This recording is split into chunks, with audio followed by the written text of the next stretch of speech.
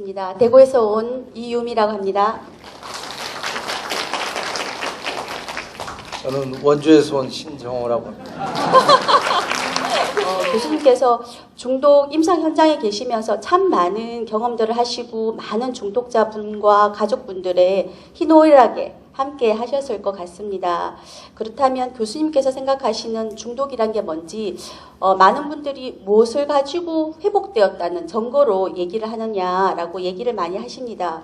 그 부분에 대해서 교수님 말씀 한번 해주시면은. 네. 이제 중독을 뭐 학술적으로는 이렇게 저렇게 정의를 하고 그런데 이제 우리가 임상 실제에서는 이제 그런 이론에 너무 매몰되니까 그 현상을 더 크게 못 보는 것 같습니다. 우리는 다리가 부러졌다든가 중풍에 걸려서 이제 걸어가는 사람이 이제 비틀거리고 그러면 우리 이제 손을 잡아주고 부축을 해주고 그러지요. 근데 우리 중독 환자는 제가 보기에는 인생을 살아가는 인생의 행로에서 지금 비틀거린다. 때로는 이제 시궁창에 넘어지고. 근데 우리는 아까 컨프런테이션 얘기를 많이 하셨는데 너무 성급하게 컨프런테이션부터 하려고 하니까 자꾸 어려움이 있는데 우리가 제일 먼저 할 일은 가서 부축하는 거 아니겠어요? 근데 그게 이제 인생의 행로를 이제 부축하는 거죠. 단지 보행을 부축하는 게 아니라 그래서 그 인생이라는 게 보행만이 아니라 그 개인만이 아니라 그 가정이랑 직업이랑 이 모든 인생살이 이런 부분에 이제 우리가 초기에는 좀 부축이 필요한 것. 근데 그렇다고 해서 우리가 구체적으로 뭘 어떻게 해결하는 건 아닌데 적어도 위로하는 사람, 좀 위로하는 입장 이런 게 되어야 되는 게 이제 중독이 아닌가 저는 그렇게 생각합니다. 우리는 혹시 이분들을 위로하는 분들이 아닐까, 위로하는 사람이 아닐까라는 생각을 저도 최근에 해본 적이 있는 것 같습니다. 그렇다면 교수님께서는 이분들을 치료하고 또 건강하게 사회인으로 복귀하는 데 많은 도움을 주시면서 어떤 증거들을 가지고 이분들이 회복하고 있다라고 생각을 하십니까? 가장 한 단어로 얘기하면 변화죠. 변화. 뭔가 변화한 건데 이제 그걸 조금 더 자세하게 이제 얘기를 하자면 더 성숙한 쪽으로 더 성장하고 그래서 그 사람이 인생이 지난 날보다 훨씬 더 이제 자유로워지고 좀 더 평화로워지고 그리고 그래서 전반적으로 조금은 더 행복하다 또 나아가서는 우리 환우들 중에서는 감사하다. 네, 정말 좋은 말씀 주신 것 같습니다. 교수님 혹시 이렇게 지난 세월 동안 있으시면서 특별히 기억에 남는 에피소드나 이런 것들이 있으세요? 제가 이제 은퇴하고 제가 우리 환자분들한테 항상 저는 우리가 이제 치료자로서 이제 할 일은 기본적으로 모델이 되어야 한다고 생각합니다. 인생을 우리는 조금 더 균형 있게 살아가는 그래서 이제 환자하고 관계하는 동안에 환자가 이제 보고 이제 본받고 이런 식으로 돼서 이제 환자가 되는 거지 우리가 말로만 또는 언행이 일치하지 않으면서 그러면 그건 도움이 안 된다고 생각하거든요. 그래서 제가 이제 환우분들한테 항상 하는 얘기가 우리 알코올 문제 있는 분들이 하나같이 일중독입니다. 또 지금 현재도 우리 사회 대부분의 많은 잘 나가는 사람들은 일중독이거든요. 그리고 보면 알코올 중독인데 중독인 것 같질 않지요. 단지 사회적으로 직업적으로 잘 나가니까 그 사람들은 문제를 삼지 않아서 그러지 사실은 일중독이고 알코올 중독이고 또 일부 니코틴 중독이고 뭔가 하여튼 중독적입니다. 우리 치료자로서 우리는 뭔가 이렇게 말로 자꾸 이제 우리는 정신치료나 상담이 말을 통한 건데 사실은 그건 관계를 통한 치료, 관계를 이용한 치료인데 그 수단이 말뿐인 겁니다. 말이 아니더라도 우리의 행동이나 태도나 환자한테 보여주는 눈빛이나 이런 걸로 이제 관계가 만들어지는 거죠. 그래서 그런 관계가 만들어지면 치료자를 본받아가면서 이제 비교적 균형 잡힌 바른 생활을 이제 해야 한다는 그런 원칙을 저는 생각하거든요. 그래서 우리 치료자들이 좀 더 그걸 다 폭넓게 얘기하면 건강한 생활인데 좀 건강한 생활인이 되어야 먼저 치료자로서 능력도 발휘하고 또 그게 이제 환자한테 힘을 덜 들게 하는 것 같아요. 지금 신 교수님과 함께하는 주제가 중독을 대하는 치료자의 삶, 회복을 알면 치료자의 길을 멈추지 않을 것이다 라는 주제로 우리가 함께 이야기를 나누고 있는데요. 본격적으로 우리가 교수님과 소진에 대해서, 번아웃에 대해서 말씀을 나누고자 합니다. 높은 이식률의 원인에는 무엇이 있다고 교수님께서 생각을 하십니까? 제가 이제 초년에 전문의를 마치고 조선의대에서 한 몇 년 근무를 했거든요. 근데 이제 사실 일중독적으로 이제 근무를 한 겁니다. 그 당시에는 정신과는 대부분. 정신분열증은 아시다시피 아무리 애를 쓴다 해도 낫질 않습니다. 좌절감이 자꾸 생긴다고. 그래서 그 당시 기억나는 어떤 월산 농성동인가에 사는 고등학교를 졸업한 학생이었는데 환청이 들린다고 자꾸 귀가 이상하다고 그러니까 이비인후과에서 이상이 없다고 자꾸 소리 들린다고 그러니까 이비인후과에서 괜찮다고 그러니까 바발을 이겨가지고 귀를 막아버리고 그 바발이 굳어지니까 이제 귀에 외이도염이 생기고 그래가지고서 이제 정신과에 온 학생 환자였는데 그 어머니랑 굉장히 정성스레 이제 돌보고 치료를 꾸준히 받고 나도 열심히 했는데 자꾸 안 되는 거예요. 재발하고 안 되고 나중에는 그 환자를 보면 내가 무능한 것 같고 소위 번아웃입니다. 죄책감이 들고 피하고 싶은 거예요. 그러던 차에 이제 우리 연세대학에서 의과대학을 또 하나 만들어가지고 원주에 이제 오라고 그러니까 마치 도망가듯이 그 환자를 안 보는 게 내가 편한 거예요. 보면 내가 괴로워가지고 아마 번아웃 된 많은 분들이 아마 그럴 것 같아요. 네. 그 공동체를 운영하기가 제일 힘든 게 알코올리즘이에요. 그러면서도 이 공동체를 또 운영하려면 리더십이 굉장히 필요합니다. 알코올리즘은 내가 투입한 만큼 이내 초기에 이제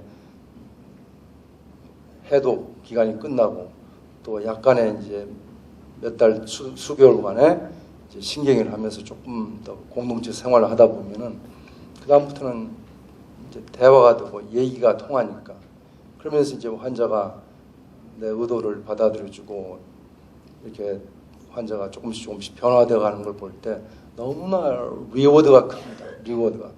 그래서 우리가 단 한 명이라도 이제 그런 정말 회복된 환자를 본다면 그 기쁨이, 그 보람이, 그 의미가 너무나 크기 때문에 그걸 잊을 수가 없고 이제 그래서 우리가 이 병에 대한 실체를 먼저 알아야겠고 병을 내 나름대로 규정하고 내 의욕만 앞서가지고 내 의도대로 안 된다고 그냥 실망하고 좌절감을 느낄 필요도 없는 거고 또 한 가지는 제가 아까 리더십 말씀을 드렸는데 우리는 환자하고 관계에서 어떻든 리더입니다. 테라피우틱 리더십을 가져야 되는데 그 리더라고 할 때 제일 큰 기본 가장 중요한 리더의 역할은 뭐겠어요? 저는 위임이라고 생각하거든요. 위임. 이 회복 단주를 환자한테 위임하는 겁니다. 이 환자를 믿는 거예요. 환자한테 믿고 맡기는 겁니다. 그래서 이제 수년 동안 단주를 하고 그 가족 관계가 회복이 되고 이런 걸 볼 때 이제 너무나 보람이 있는 거예요. 그래서 이런 것들이 이제 우리가 번아웃을 막는 게 하나가 아닌가 이렇게 생각합니다.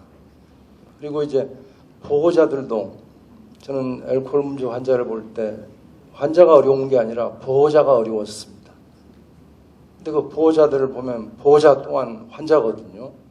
그 보호자가 또한 선대의 역기능적인 가족의 피해자였다고. 그 보호자분들은 나는 희생자이라고 생각하지 내가 무슨 문제가 있는 환자라고 생각하지 않거든요. 그래서 그 보호자를 좀 더 일깨우고 치료하고 이러기 위해서 전략적으로 환자보다도 때로는 보호자만 먼저 치료하는 경우도 많지요. 그렇지만 그분들을 이렇게 설득하기가 굉장히 어려웠습니다. 제일 큰 어려움은 보호자라고 저는 생각하지 오히려 환자는 아닌 것 같아요. 그래서 그런 전략적인 좀 접근을 하면은 그래서 조금 더 긍정적인 경험을 하시게 되면 그 번아웃들이 좀 막아지지 않을까 그런 생각을 하고요. 또 지금 객석에서 올라온 질문들을 또 여쭙기 전에 마지막으로 지금 또 현장에서 고군분투하고 있는 후배들이 있습니다. 어떤 마음을 가지고 살면서 소진을 좀 더 막을 수 있을지, 어떤 마음을 가지고 있어야 될지 그 말씀을 한번 해주시지요. 저는 우리 환우들한테 매번 일 좀 그만하라고, 특히 단주한 초기 한 2, 3년 동안은 옆에 가족들한테 좀 도움을 청하는 것만 좀 잘하고 일은 가능하면 하지 않았으면 좋겠다고 매번 얘기하거든요. 그래서 일에 대한 비중을 여러분 스스로 조금 너무 크게 가지시지 말고 좀 적게 부분으로 내 인생살이 한 부분으로 생각하면 때로 거기에 어떤 실망이 있고 어려움이 있더라도 덜 타격을 받지 않겠는가. 일에 대한 각자의 태도에 대해서 입장에 대해서 다시 한번 점검할 필요가 있다고 생각합니다.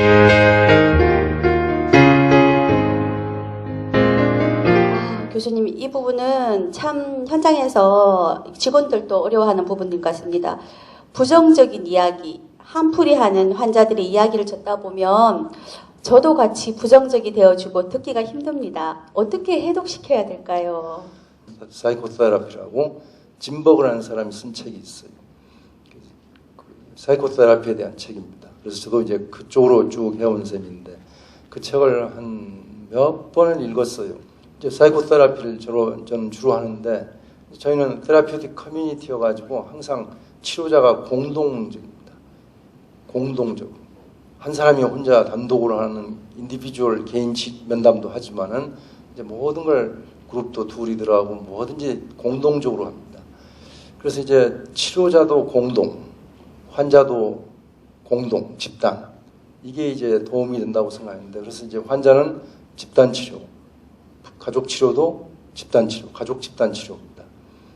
두 번째는 이제 치료진들이 항상 우리는 팀으로 하기 때문에 저희 같으면 저하고 저희 레지던트하고 저희 작업치료사가 항상 같이 하고 그 다음에 이제 간호사 중에 때로는 끼기도 하고 빠지기도 하고 그래서 이게 나누어서 하기 때문에 훨씬 견딜만 합니다. 근데 혼자 처음부터까지 단독 치료자가 단독의 환자를 가지고 내가 모든 걸 다 감당하기에는 우리 환자분이 너무 진을 빼게 하거든요. 그래서 우리는 그런 식으로 해가지고 조금씩 해결했습니다. 그래서 나 혼자 모든 걸 다 감당하려기보다는 치료진도 항상 팀으로 이렇게 하면 더 좀 수월하지 않을까 이런 생각을 해봅니다.